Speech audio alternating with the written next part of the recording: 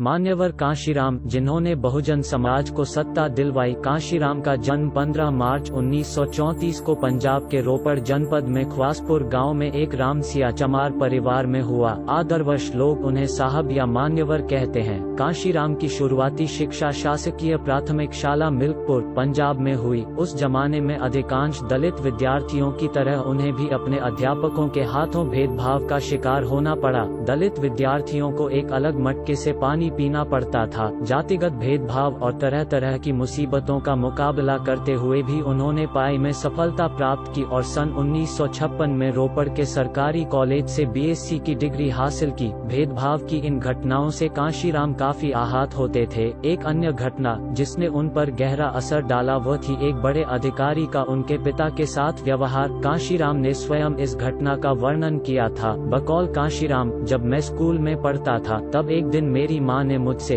मेरे पिता को खाना पहुंचाने के लिए कहा। वे उस समय रोपड़ कनाल गेस्ट हाउस में बेगाड़ कर रहे थे। मैंने खाने की पोटली ली और गेस्ट हाउस के लिए निकल पड़ा। उस दिन बहुत गर्मी थी और जब मैं गेस्ट हाउस पहुंचा तो मैंने देखा कि मेरे पिता पसीने से लथपथ थे। मैं उनकी यह हालत नहीं देख सका और मैंने उनसे आराम करने को कहा, परंतु मेरे पिता ने कहा कि वे ऐसा नहीं कर सकते क्योंकि एक बड़ा अधिकारी अंदर सो रहा है और उन्हें हाथ से खींचे जाने वाले पंखे की रस्सी को लगातार खींचना पड़ेगा ताकि अफसर को ठंडी हवा मिलती रहे। मेरे पिता यह काम बहुत कम पैसों के लिए कर रहे थे और उन्होंने समझाया कि अगर उन्होंने रस्सी खींचना बंद कर दिया तो अफसर की नींद खुल जाएगी और वह उन्हें सजा देगा। तब मैंने उनसे कहा कि वे दूसरे हाथ में एक छोटा पंखा लेकर खुद को हवा कर लें, परंतु मेरे पिता ने ऐसा करने से इनकार कर दिया। ये तमाम घटनाएं कांशीराम जी के दिल के किसी कोने में घर कर गई थी।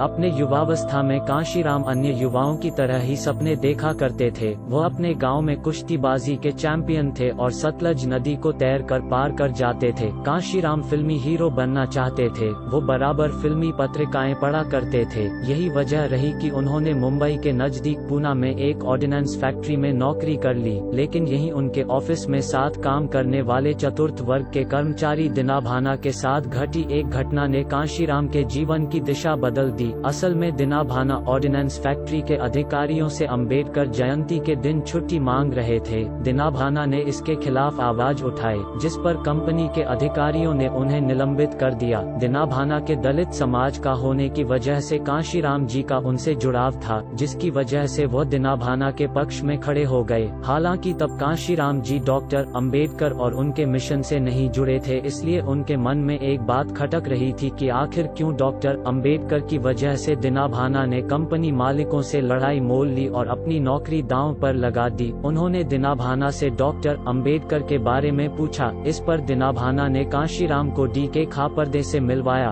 खापरदे ने कांशीराम को अंबेडकर के बारे में जानकारी नहीं होने को लेकर आश्चर्य व्यक्त किया और बताया कि अगर डॉक्टर अंबेडकर न होते तो उन्हें यह नौकरी नहीं मिली होती। उन्होंने कांशीराम को बाबा साहब डॉक्टर अंबेडकर द्वारा लिखित पुस्तक एनिहिलेशन ऑफ कास्ट पढ़ने के लिए दिया। कांशीराम इस पुस्तक को पूरी रात बार बार पढ़ते रहे। इसे पढ़ते हुए उन्हें बचपन में स्कूल में अपने साथ और अपने पिता के साथ होने वाले भेदभाव की बात याद आने लगी। यहीं से कांशीराम जी का जीवन और इसका उद्देश्य पूरी तरह बदल गया। इसके बाद कांशीराम जी ने बाबा साहब के आंदोलन का गहन अध्ययन किया तो उन्होंने देखा कि बाबा साहेब के महापरिनिर्वाण के बाद उनका कारवां रुक गया है। बामसेफ के लोग बताते हैं कि बाबा साहेब को समझने के बाद कांशीराम दिनाभाना के साथ अन्याय करने वाले अधिकारी कुलकर्णी पर इतना गुस्सा हुए कि उसे थप्पड़ मार दिया। इसके बाद उन्हें नौकरी से निकाल दिया। इस घटना के बाद उन्होंने डी.के. खापरदे, दिनाभाना एवं अन्य साथियों के साथ मिलकर भारत में बहुजन आंदोलन की शुरुआत की। कांशीराम ने अपनी राजनीतिक यात्रा बाबा साहेब अम्बेडकर द्वारा उनके जीवन के अंतिम वर्षों में स्थापित की गई RPI, the Republican party of India से शुरू की, जो BAMCEF, all India backward and minority community employees federation और DS4 के रास्ते बसपा तक पहुंची। आंदोलन में सक्रिय होने पर वो पुणे में आरपीआई से जुड़े। उन्होंने डॉक्टर अंबेडकर द्वारा स्थापित पीपल एजुकेशन सोसाइटी के लिए भी काम किया। दिनाभाना की घटना के बाद 1964 में नौकरी से इस्तीफा देकर आरपीआई की सदस्यता ले ली। बाद में उन्होंने आरपीआई की यह कहकर आलोचना की कि वह अनेक धड़ों में बंटी हुई थी और अपने मूल लक्ष्य से भटके से हुई थी। आरपीआई से मोहभंग के बाद कांशीराम ने सन 1971 में MMCEA minority community employees association का गठन पुणे में किया। बाद में इसी संस्था का नाम बदलकर उन्होंने बामसेफ कर दिया। इसी बीच उन्होंने यह तय किया कि वो कभी अपना घर नहीं बसाएंगे और उनकी कोई संपत्ति नहीं होगी। उन्होंने अपने माँ बाप को चिट्ठी लिखकर इस बारे में अवगत करा दिया और जीवन के आखिरी वक्त तक इस वचन का पालन किया। कांशीराम का सबसे प्रमुख पक्ष यह रहा कि अपने सार्वजनिक जीवन की शुरुआत से ही वो दलितों, पिछड़ों और अल्पसंख्यकों सभी को साथ लेकर चलने की बात करते रहे।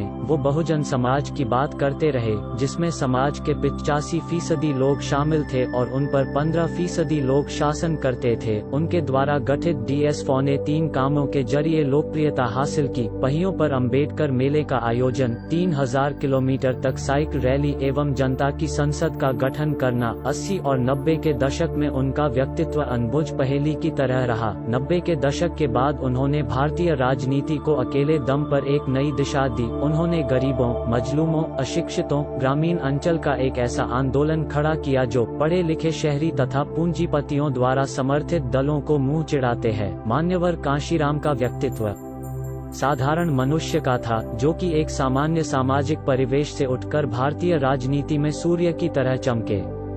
मनुवादियों को उन्होंने मनु धर्मशास्त्र का पोषक बताया और उनकी जनसंख्या का प्रतिशत 15, इसलिए उन्होंने यह नारा दिया, ठाकुर ब्राह्मण बनिया छोड़ बाकी सब हैं। DSFO वह एक दूरदृष्टि वाले संगठन करता थे। वह अपने श्रोताओं को जानते थे, अतः अत्यंत सरल भाषा का प्रयोग कर लाखों जनता को मंत्रमुग्ध कर दिया करते थे। कांशीराम जी ने बहुजन समाज को जोड़ने के लिए कई नए प्रयोग किए। मान्यवर का दूसरा प्रयोग बहुजन समाज के खोए हुए इतिहास का पुनर्निर्माण था। वो आंदोलन को बुद्ध से शुरू करते हुए 15वीं शताब्दी के रैदास, कबीर, गुरु घासीदास आदि तक लाए। अपने आंदोलन को गतिशील बनाने के लिए उन्होंने 1981 में बुद्धिस्ट रिसर्च सेंटर और 6 दिसंबर 1981 को DSFO की स्थापना की। इस संगठन के माध्यम से मान्यवर ने लोगों को राजनीति के कुछ मंत्र सिखाए और इसकी सफलता को देखते हुए उन्होंने 14 अप्रैल 1984 में बहुजन समाज पार्टी का गठन किया। राजनीतिक सत्ता दलितों के सभी दुखों की चाबी है के मूल मंत्र को जनता तक पहुंचाया। अपनी जनता को वोट हमारा राज तुम्हारा, नहीं चलेगा नहीं चलेगा नारा देकर अपने वोट का इस्तेमाल करना सिखाया। एक और नारा, जिसकी जितनी संख्या भारी उसकी उतनी भागीदारी, के द्वारा उन्होंने बताया कि प्रजातंत्र में सबसे बड़ा हथियार लोगों की जनसंख्या होती है। मान्यवर इसी बात को अपनी भोली भाली जनता को बताना चाहते थे। अपने आंदोलन को गतिशीलता देने में मान्यवर ने कभी भी प्रजातांत्रिक मूल्यों का साथ नहीं छोड़ा। उन्होंने सदैव प्रजातांत्रिक मूल्यों पर ही अपनी राजनीति को कायम रखा। उन्होंने कभी भी अपने राजनीतिक जीवन में अपनी सत्ता के लिए किसी दूसरे दल के MLA को नहीं तोड़ा, जैसा कि अमूमन राजनीतिक दल किया करते हैं। कभी भी उन्होंने बूथ कैप्चरिंग और दबंगई का सहारा नहीं लिया, बल्कि अपने संगठन की क्षमता एवं अपने लोगों के वोटों पर ही भरोसा किया। कांशीराम जी मीडिया को मनुवादी कहा करते थे और इसलिए उन्होंने बहुजन समाज का एक स्वतंत्र और आत्मनिर्भर मीडिया प्रचार माध्यम विकसित करने की हमेशा लालसा रही। इसी प्रकार में उन्होंने पहले द अनटचेबल मासिक पत्रिका निकाला, फिर अ प्रेसिड इंडियन मासिक पत्रिका निकाली। इसके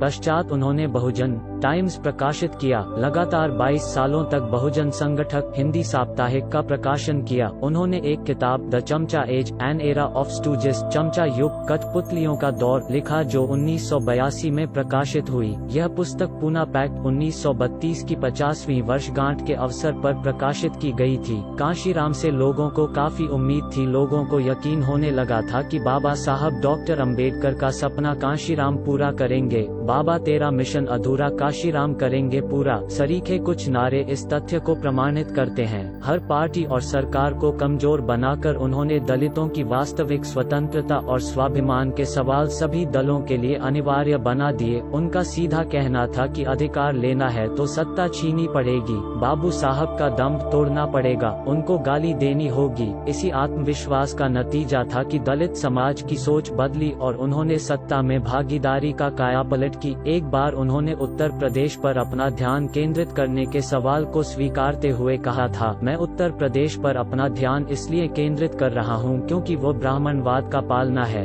अगर भारत को एक पुरुष के रूप में देखें तो उत्तर प्रदेश उसकी गर्दन है। जब मैं गर्दन को दबोचता हूं तो शरीर के दूसरे अंग स्वतः निष्क्रिय हो जाते हैं और उस पर हमारा नियंत्रण कायम हो जाता है। इलाहाबाद में 1987 के लोकसभा उपचुनाव में कांशीराम पहली बार रणक्षेत्र में उतरे और वीपी सिंह के खिलाफ चुनाव लड़े। हालांकि कांशीराम चुनाव नहीं जीत सके, लेकिन वीपी सिंह सरीखे दिग्गज नेता के सामने उन्हें मिले 2 लाख से ज्यादा वोट बसपा की बढ़ती शक्ति की धमक का इशारा कर चुके थे। 4 वर्ष बाद 1991 में उत्तर प्रदेश के इटावा संसदीय क्षेत्र से जीतकर कांशीराम पहली बार 10वीं लोकसभा में पहुंचे। सन 1996 की 11वीं लोकसभा के लिए वो होशियारपुर, पंजाब से निर्वाचित होकर संसद पहुंचे। उन्होंने अपना आखिरी भाषण 15 सितंबर 2003 को दिया। उस दिन मान्यवर कांशीराम हैदराबाद में एक बैठक करके वापस लौट रहे थे तो उन्हें मस्तिष्काघात हो गया। इसके बाद वह गंभीर रूप से बीमार हो गए। 9 अक्टूबर 2006 को कांशीराम जी की मृत्यु हो गई।